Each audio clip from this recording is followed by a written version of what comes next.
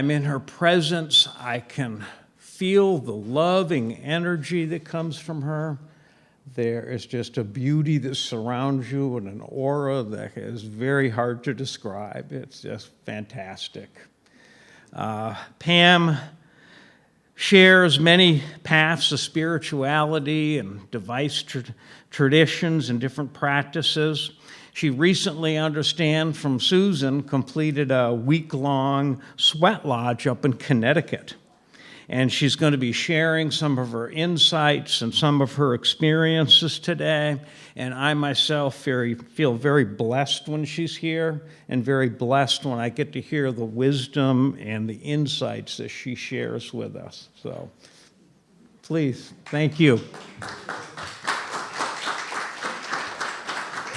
Well, thank you for such a beautiful introduction. Here. And it's so true. Everything you said, I feel about all of you. So thank you for coming this morning, being part of this community all these years. I'm going to start with a truncated form of the welcome that we do before we go into the lodge every morning. And let me make clear that this was a sweat lodge retreat where I had 4 sweat lodges in 6 days. So that is huge because sweat lodges are way hotter than hot yoga, and that's hot enough. But I knew I needed purification. And I'd been waiting for 26 years to go with this particular teacher, Mark, and his friend Jeff, because my sister has belonged to this group for 26 years. And this time I said, if not now, when? If not me, who? So I got there. Also it had been 15 years since I had done a sweat at the Pine Ridge and Rosebud reservations in South Dakota for my doctoral training in theology and anthropology, and mission as reconciliation, not mission as we've got the truth, you better listen or you'll go to hell, but where is God working here already, and how can we help you? So I'm going to invoke here.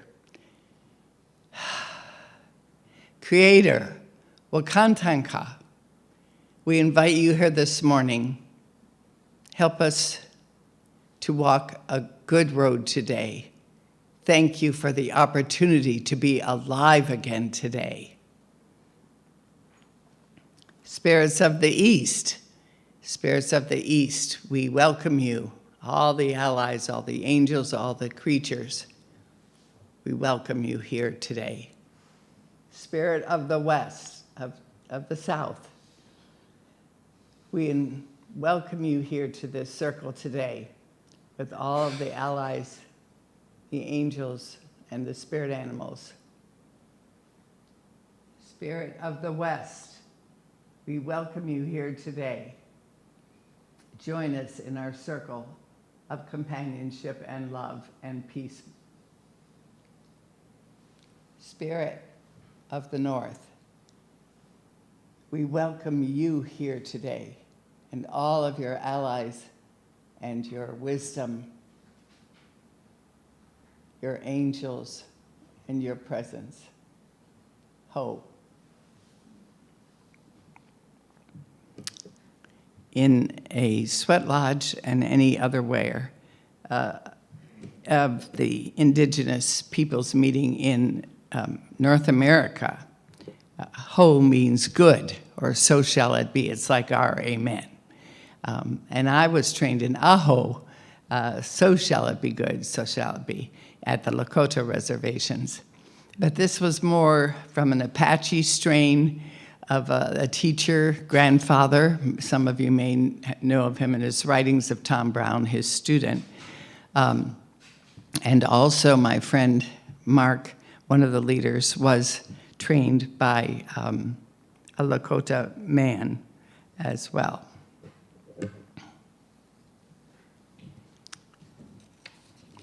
Now, today we're going to be looking at, briefly here, Dancing with Creator, Some Gifts of the Sweat Lodge. And the image of Dancing with Creator seemed to just come more and more to me as I prayed about what to share with you this week. Kind of fleshed itself out, not in any way that's perfect or all the steps or all the ways. I just want to give you 6. And we'll be looking at, first of all, no dancing at all, which is dancing in a way with Creator, or slowing down and being unconscious. Struggling with Creator, which it came to my awareness that if you slow down a struggle, it looks like a dance. It looks like a dance. So I thought that was an interesting revelation given to me. Then there's the big one, surrender. Surrender to Creator in different ways and fashions. There's 4, be still, listen, and respond to creation. Anything in creation. The 5th one is the ecstasy that is written about, spoken about, if experienced sometimes.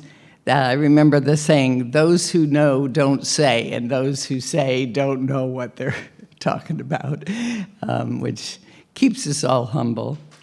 And then there's going to be a surprise rhythm or dance movement at the end. So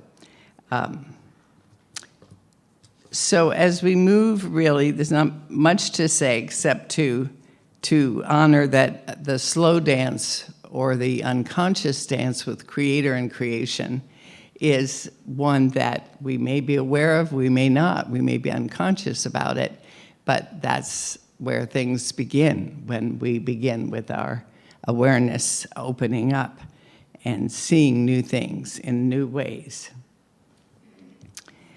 But I want to start mostly with the content, with the struggle, a struggle with the divine, with the Creator, or however you call Creator, source, creative forces, however you call it. The struggle comes from the story about Jacob and wrestling with the angel. You remember that from Genesis and maybe your early days in Sunday school, Genesis 32, 22 through 31. And this Jacob was a real character. He was second in line to be born in twins in his mother, and he wanted to come out first because the first man in the family is the one who inherits all the good stuff from the father. And so as Esau, his brother, was making it out first out of the womb, Jacob grabbed onto his heel and held him back so that he could come out first. And doing that already was not a good idea spiritually. But second of all, as he grew, he lied to his father. It's a terrible story when you read it about all of us and our greediness, our worry, our self-doubt, our self-hate, whatever we think we aren't that we'd like to be. And so he builds up a huge business. Of course, in those days in the Middle East, it was all cattle and herds. He had 2 wives that he loved, and he had all the way up till adulthood when he, for some reason, the Bible doesn't say, he decided he had to go back and face Esau. And that did take courage, as it does for any of us, to face someone that we've wronged, to say we're sorry. And he goes there across the river, leaves his wife and cattle up on the hill. And that's the night that all night long, the King James Version says, Jacob wrestled with the devil. No, just wanted to see if you were listening. Jacob wrestled with the angel. Nowadays, scholars say it was just the word for man. Others say it was the word of the Lord. It was the Lord. I prefer the angel version, so I'm sticking with that. And so he wrestled all day and night with that angel until this daylight was breaking. And interestingly enough, that's when the angel says, I've got to go, let me go, let me go. And Jacob replies, I will not let you go until you bless me. We don't know what that was, what he was hoping for, we can guess. But the angel says, what is your name? And he says, Jacob.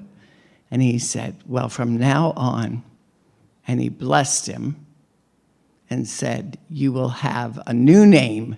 You shall be called Israel, which means one who struggles with God.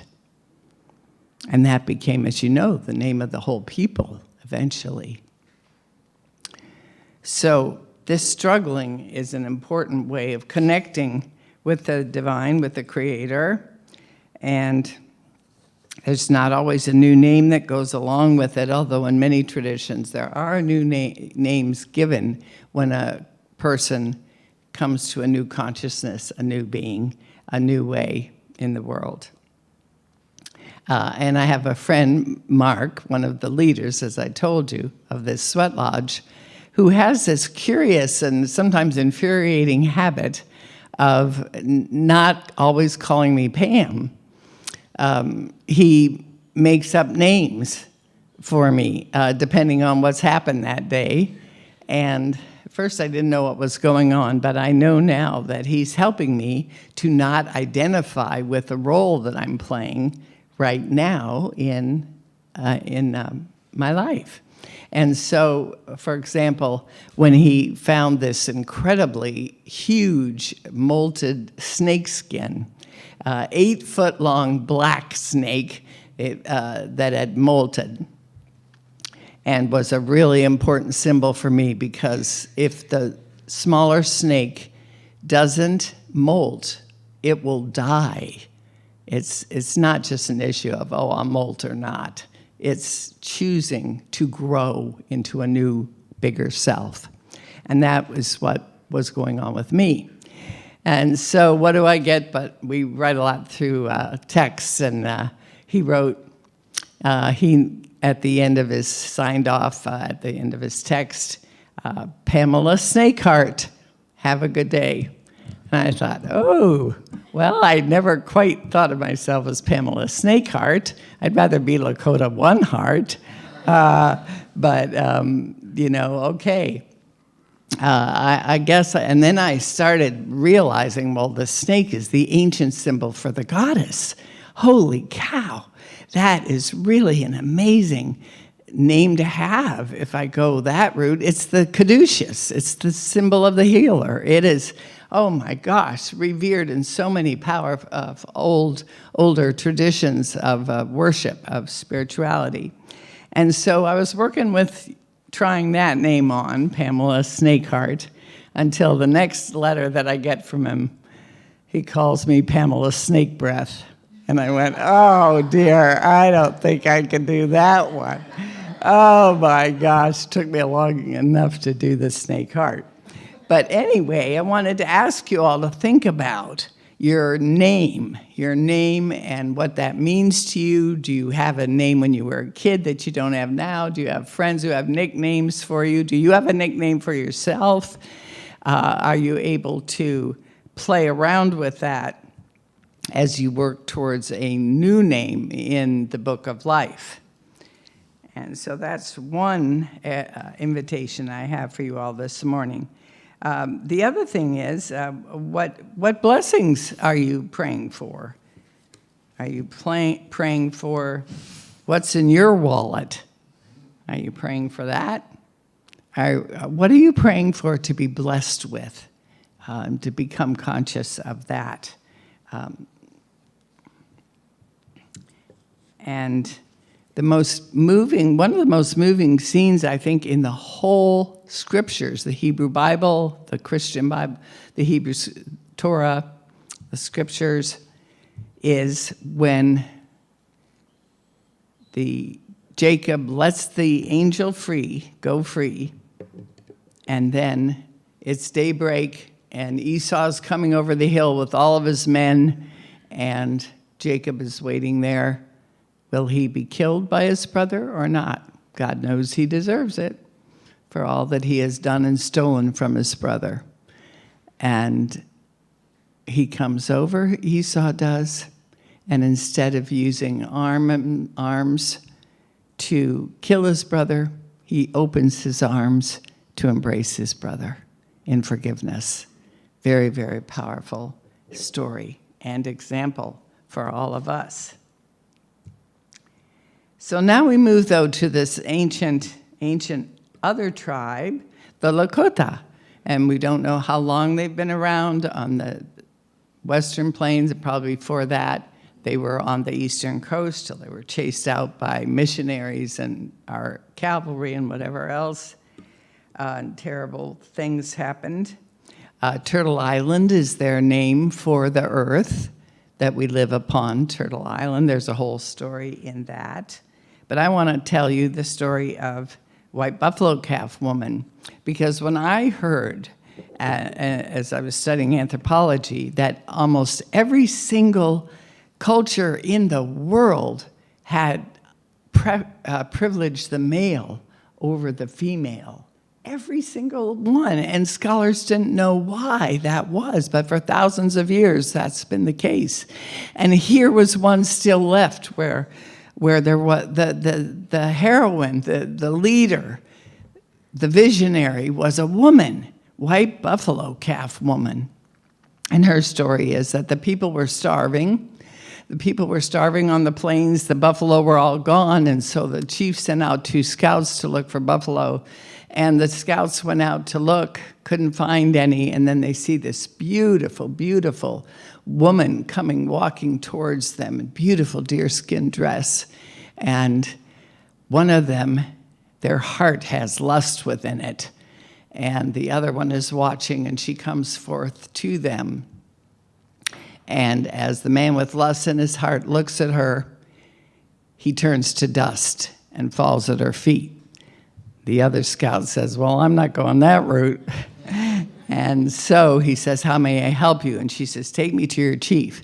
And basically, since we're talking about an oral community, there's no one right way to tell this story, not one specific way to tell it. And that took me a long time to understand, because Christians have one Bible, a Bible that's been codified, and that's the only way to have the Bible, but not in oral cultures. Oral cultures have a living story.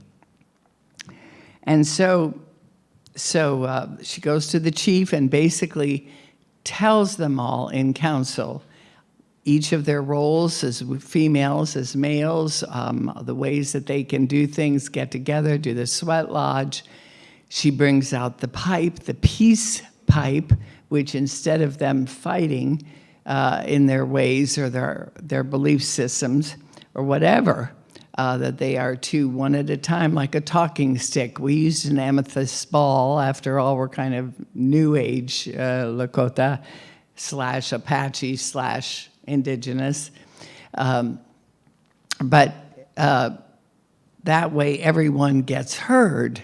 Everyone gets heard, and then together they're to come and smoke the pipe, which means we have reached an agreement. We have reached healing. We have reached a common path forward. Very powerful.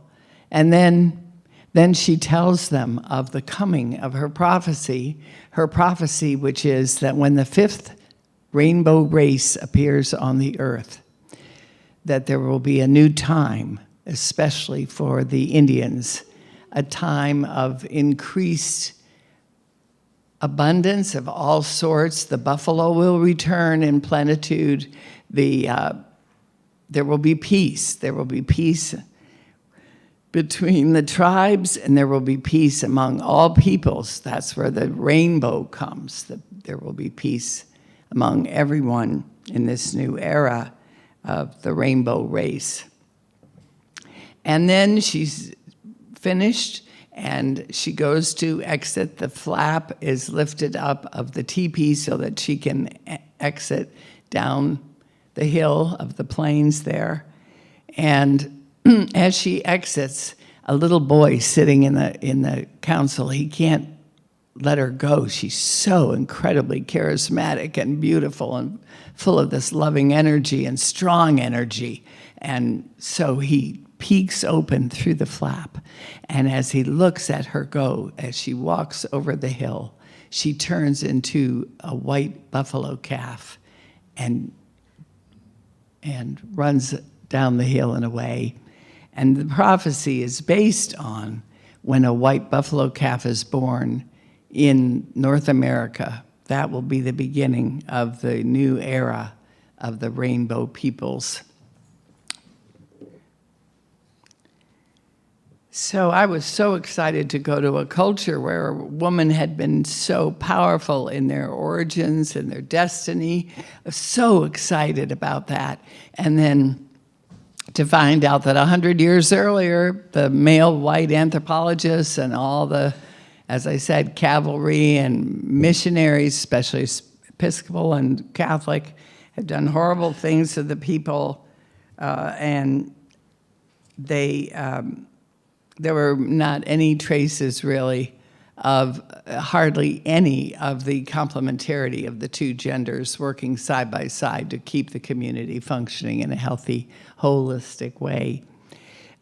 The American values had taken over. You know, I want to tell you that in a world established, in a country established on religious freedom, Native Americans, Lakota, did not have freedom to practice their own Sundance and Sweat Lodge until 1978.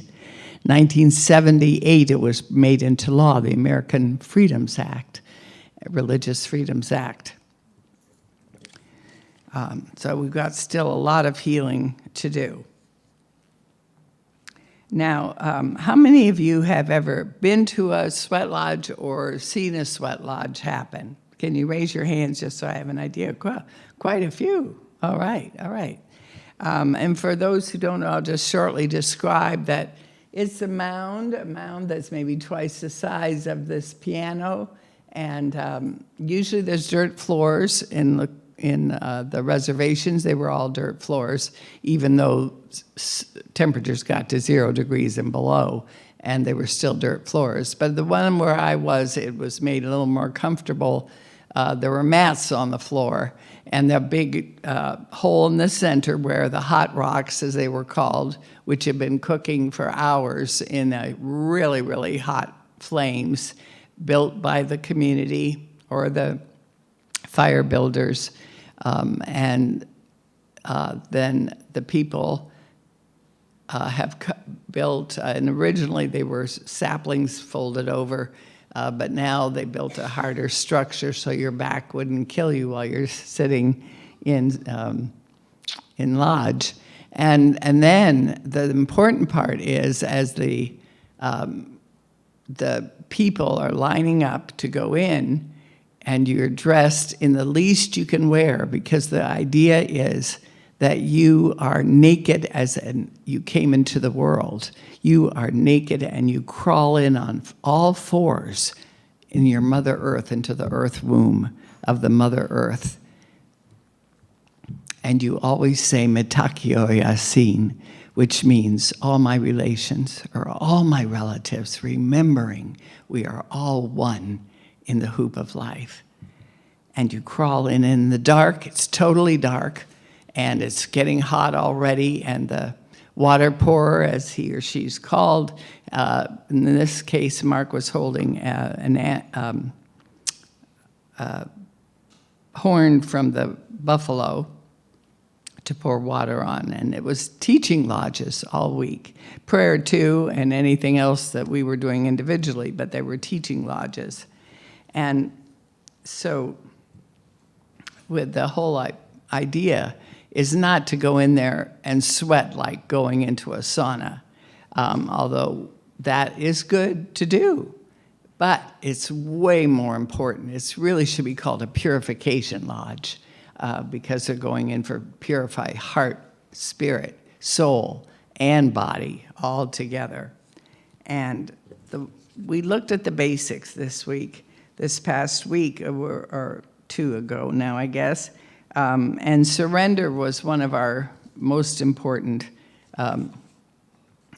rhythms of dance that we did with Creator. Surrender. But first, before you can go into surrender and give up those things that you've held on to so tightly, is that you have to go through an inventory or a list. You have to realize what's on your heart that is keeping you from loving Creator with all of your heart, all of your soul. And so you have to be honest. You have to call it like it is and be that naked little baby. Creator knows everything anyway. It's like we think we can hide it from Creator. No, we can't. We're seen, known more than we know ourselves. And yet there's all this love in this womb that we're crawling into in the dark, just like in our mother's womb. And then the water sizzles as it's poured on, and sage is passed for purification, and sweetgrass is burned, and it's so much steam. If it gets too hot, you can lie down because heat, as we know, rises, and so you can kind of breathe. I was so happy. I hadn't been in the lodge for 15 years, and I could see how I've grown in learning to breathe slowly and to not be anxious and to have my heart open. But I didn't know if this body, gone through cancer 5 different times in 7 years, could make it through that. But I said, I don't care. I don't care. This is more important to offer myself for purification. And so there was one time, surrender. I'm sure none of you are working on surrender, but if there are any of you, don't raise your hands. Surrendering what it could be. It could be anger, it could be resentment you've held on to for years, it could be so many different things, pride or jealousy, and all the things that we hold that become so familiar that we think they're us, and we don't realize we can let go of them. And so that's what we have to face ourselves. We face ourselves, and then we surrender. We keep breathing. We keep listening to the chants. We keep chanting together. Lakota chants or other cultures' chants, other tribes' chants. And then I must say this one time, I was so hot after it was like the 3rd day, and the heat was so intense, I thought I was going to die. The breathing was so difficult, even though I had slowed my breathing down. And I had gone through the questions. I've been working on opening my heart, forgiving myself and others for things years old, which I thought I'd forgiven already. And, they come back until they're really let go. And so I felt for just a second, I could die here. I'm ready, Creator. I give everything to you. Everything of me I give to you. And if it's my time, I'm ready to go. And I had the most deep sense. I can't even describe it in words. But later, as I was reflecting on it with my sister, who was there with me, we realized, when I heard the phrase, it's a good day to die, that Lakota braves would go out. And I hated that phrase. It's a good day to die. It sounds pretty life-denying.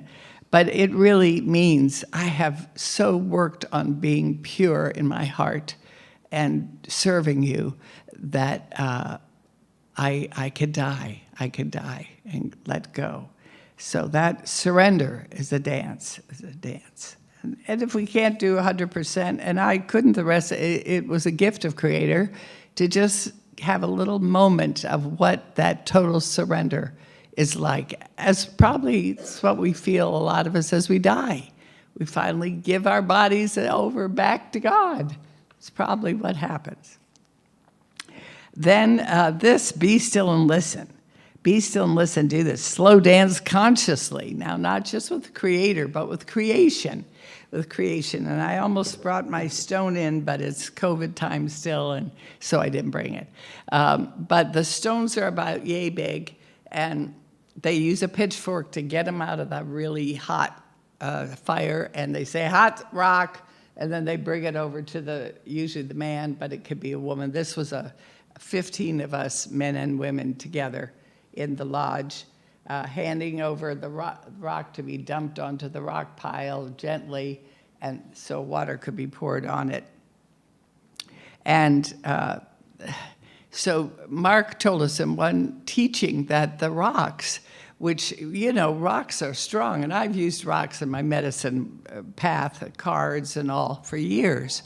And I honor rocks. Rocks Nation, there's Wakan, holiness, and all the rocks, as well as the trees, the standing people, whatever.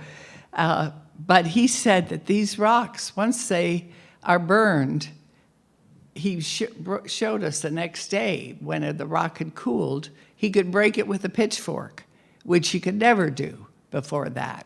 The rock was so strong, even that smaller rock. But the rock sacrifices its life, its strength, to be in that sweat lodge so that I could open my heart more to the love of Creator. And so the next day I was journaling outside of the tent or the lodge, and the rocks that had been spent and used already were in a pile and everything. And I hear this little voice, and the little voice says, "Can I move next to you, the bottom of your chair where you're sitting?" And I'm going, is that rock talking to me? And I'm like, I've had some instances with creatures, but not rock. And I knew rock is the oldest on the planet and is the recorder of everything, but it moves so slowly in consciousness, in time, that we think it's dead, but it ain't dead. And so I thought, wow. I had just been thanking the rocks for giving their lives for our sweats day after day. And so I said, okay, come, I'll move you closer to me. So I put on next to my chair. Next thing I hear a little voice, "Can I crawl in your lap?" And I'm like, oh my goodness. And I thought, I've got to do it. If I believe Wakan is in everything, then who am I to say you have a voice and you don't, or you can reveal and you can't? No, it's all can be revealed if we're ready and we're open. So that's my story of the quietness. I brought Stone home. He cut in half, and he's on my altar, along with the snake skin and other things. And the final movement of a dance, I'm not going to go to it today, but ecstasy, union, bliss, wordlessness, these things, that deserves a whole sermon in itself. And finally, Mama Bear was with us the whole week. It's interesting. Animals choose as well as we choose. Allies choose us to be with us. So I'm wearing Bear this morning. And Bear is one of my spirit allies, polar bear actually, but when I lived in Chicago during the worst winter, a polar bear was a good ally to have, but you don't really need it in Virginia Beach. And turns out you don't have to have the same one your whole life, that they can take turns, or they're different times. We need different allies, different friends, have different strengths. And so 7 years ago, my cancer returned after 6.5 years. And I was bald because I was on chemo. And everyone knows you have cancer. You can't hide it. It's just like being a newborn, right? You can't hide it. They all know, oh, she's going through cancer, chemo treatment. And so I moved with my kids to Utah, gave up my church, which was so hard, broke my heart. But Jesus had told me, Pam, you need new soil, and you're root bound, and you're living in your past. I want you to make new memories and get out there, girl. And then he was gone. I'm paraphrasing the last part, but anyway, so that is what happened. So my daughter set up 3 shamans presenting that day, and I didn't know anybody, but I went. And the one woman laid out her healing blanket, and I'm finishing with this story, and nobody got on it. She invited people to get on it, and I thought, Pam, if you're here to heal, get some healing, you better go and lie down on it, and even if everyone knows your condition. So I did. I had the courage to lie down, and she's rattling over me and chanting, and she said, "It's okay," she whispered in my ear. "It's okay to let it go now." But she didn't say what it was, and so that was puzzling. And anyway, I get up from it, and people start going and lying on the blanket, seeing it's okay. And I'm sitting there with my hands on my lap in a little fold-up chair, and I feel this incredibly heavy weight on my palm. Heavy, heavy weight, and it's warm, and it's the palm of a brown bear. Not a grizzly, but in between the black bear and the grizzly. A huge, huge mama bear. And I'll never forget, I'm there with her palm on mine, and I'm like, oh my gosh, is this real? I was not thinking of it at all. I didn't have a relationship at that time with Mama Bear. And so I thought, do I move? Do I just sit here? What do I do? And I decided to just sit and hold hands with her. So there she is with her long claws, and I don't know how long we were together.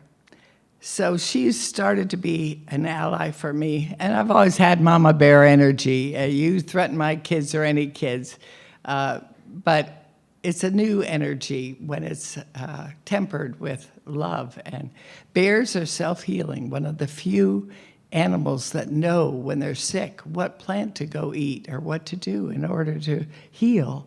And so I thought, oh, that's helpful to have that medicine. And so this is the end of the story.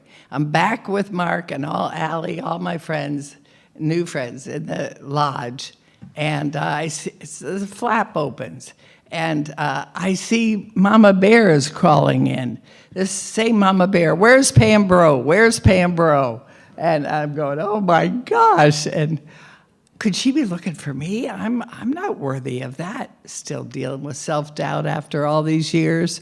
Don't raise your hands. And he said, over there. And so she came over to me, and then Mark invited us to crawl into her lap and allow her to cradle us with her love and her strength. And it was so powerful, so full of love, Creator's love. And so I share these things. I hope you won't lock me up after this. But these stories have changed my life. These experiences have changed my life. And I'm encouraging you to, I know you can't go out and get a sweat lodge on the corner. I know that. But you can think of it. Do it in the shower. Take a bath. You could do in a reflection. You could do the steps. There's so much that we can do to clear away and purify our hearts so that we're open to the love, the extreme, incredible love that the universe wants to offer us. Not just the cosmos, though, bringing it down to right here. And thank you for your music and taking your shoes off, because you reminded me. I went without shoes that whole time. Grounded. Go walk in bare feet. How often do we do that once we pass 50 or even 35 or whatever? So go do that and start creating and accepting and looking for being open to the gifts that the creatures have for us. They're so phenomenal, amazing. They're such teachers, and they love us so, and they want to help us on this difficult earth walk that we're on, difficult and blessed.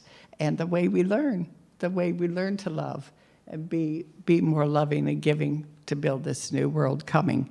And so I give such thanks. As I'm leaving the lodge the last time, it was just me and the 2 leaders, and they had given me the horn And I poured water. They told me how to pour it on the fire. That was so interesting, to be so active and agent and in my own purification. And then they said, okay, give us the horn back. And I said, no, I got to hold it while I talk with you.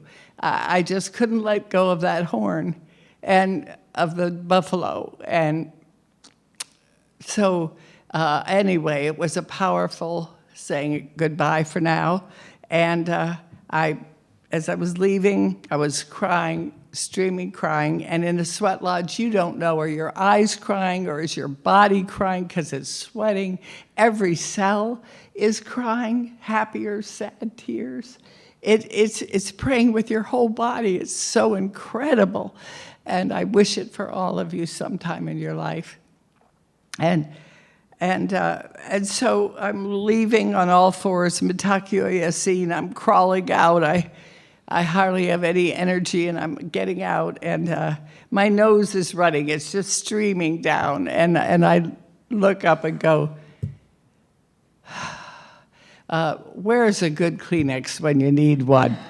And amazingly, this new young friend of mine, Rick, he's standing by me, and he reaches slowly into his pocket like Humphrey Bogart and suavely takes out a clean Kleenex, hands it to me. I said, oh my gosh, Creator, you supply our every need. And so I'm going to end with that. And I want to end with this prayer that Creator helped me write years ago that I love to chant to say to him, her, it, source, O Creator. Spirit, pour down thy streams of grace, crystalline rain upon my face, my mind, my body, soul, and heart. Cleanse and renew me, my whole life thou art. Abundance like a waterfall flowing, blurring, blending, never ending. Each new day you give me birth, I dance and sing upon the earth. Air, fire, water, stone, O stone, I press my grateful heart to your own. More and more, beloved, I behold thy shining face and serve thee with joy in every place. Ho, ho, ho. Thank you.